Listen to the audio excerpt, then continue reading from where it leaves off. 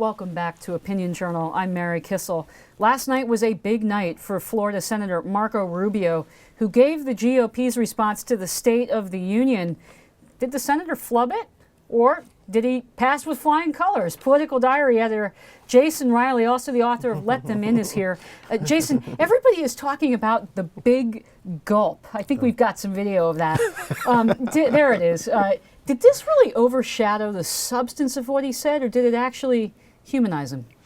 I think maybe the latter. I think he took it in good humor the next day or right after the speech, I think. So I think everyone got a good laugh out of it.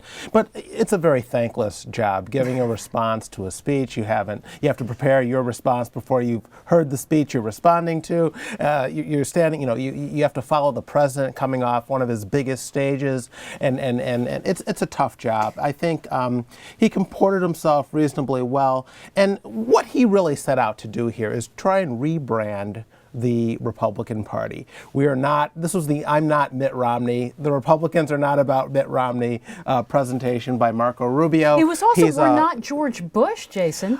I mean, George Bush. Well, if you heard Jay Carney's response, though, he wanted to draw a comparison to Mitt Romney. He said, oh, Marco Rubio sounded, this is Jay Carney, the president's spokesman, said to reporters, he sounded just like Mitt Romney during the campaign. Clearly, the Republicans are continuing down that path. So that's where they wanted to draw the comparison. And Marco Rubio and the Republicans wanted to present this 41-year-old son of Cuban immigrants. We're not the party of the rich, he was stressing. We're reaching out to other ethnic groups, he was stressing. I care about Medicare. My mom's on Medicare. I grew up in a working class household. I still live in that neighborhood. I care about my neighbors. That was what this was an attempt to do, and I think he did a reasonably good job of that. Marco Rubio really broke out on the national stage with his push for immigration reform.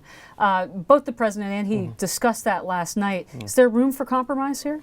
I think there is room for compromise, but one thing that I find a little worrying is that the president continues to omit any mention of a guest worker program for low-skilled workers, which is a huge piece of the immigration reform puzzle. He talks about a path to citizenship for people here. He talks about more border security. He talks about bringing in more high-skilled workers.